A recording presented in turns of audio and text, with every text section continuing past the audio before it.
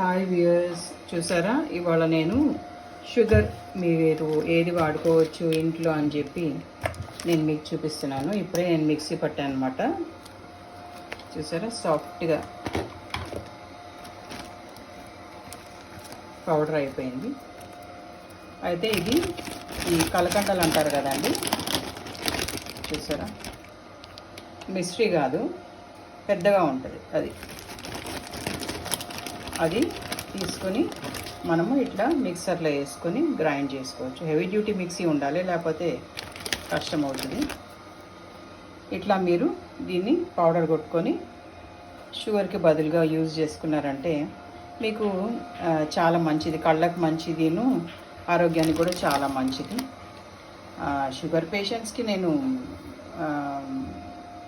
వాడమని చెప్పట్లేదు, మామూలుగా షుగర్ లేని వాళ్ళు వాడుకోవచ్చు.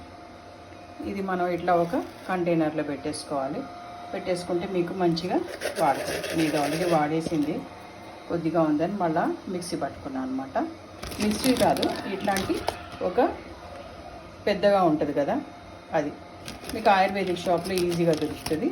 షుగర్కి బదులు ఇది వాడి మీరు మంచి బెనిఫిట్స్ పొందుతారు. నడుముకి బలము, ఒంటికి బలము, ఇంకా కళ్ళకు కూడా చాలా మంచిదన్నమాట. అందుకని నేను ఈ వీడియో తీశాను.